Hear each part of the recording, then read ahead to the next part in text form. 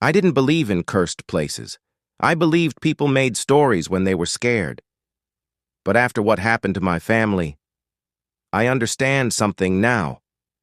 Some places don't scare you immediately. They wait. We moved into that house after my father passed away. It was supposed to be a fresh start. Just me, my mother, my younger sister, and my grandfather. A quiet neighborhood. Respectable people. Nothing about it felt wrong. For the first few weeks, everything was normal. Too normal. The kind of normal that feels staged. The first sign was the smell. At night, the house would suddenly smell like damp soil, like wet earth after rain. My mother thought it was a plumbing issue.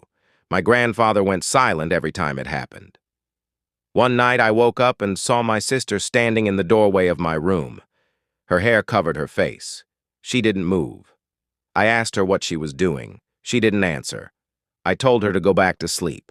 She slowly turned and walked away. The next morning, I asked her about it. She started crying. She told me she had been sleeping all night. She said she saw me standing in her doorway instead. That's when the house started playing games. Doors wouldn't stay closed.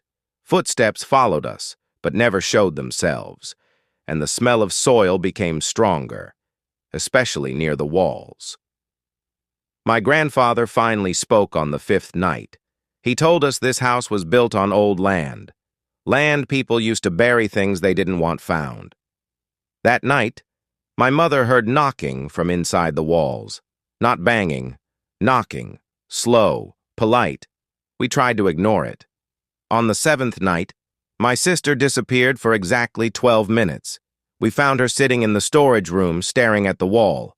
Her nails were bleeding. The wall in front of her was scratched badly. She kept repeating one sentence. It wanted to see my face. After that, the house stopped hiding. We heard breathing behind us. We saw reflections moving late. Sometimes, when all 4 of us were together, we still heard someone walking in the other room. The worst night came when the power went out. In the darkness, we heard my mother calling us from the kitchen. Her voice sounded calm, normal. But my mother was sitting next to me, holding my hand tightly. The voice kept calling. My grandfather stood up and shouted, "You don't sound like her anymore." The voice stopped. Then we heard dragging, coming toward us.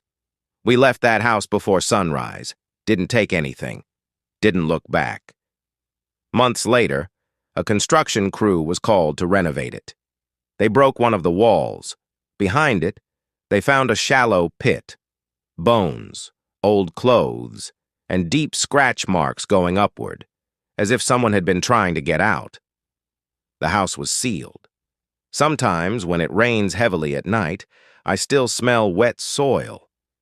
And I remember something my sister said weeks later, very quietly.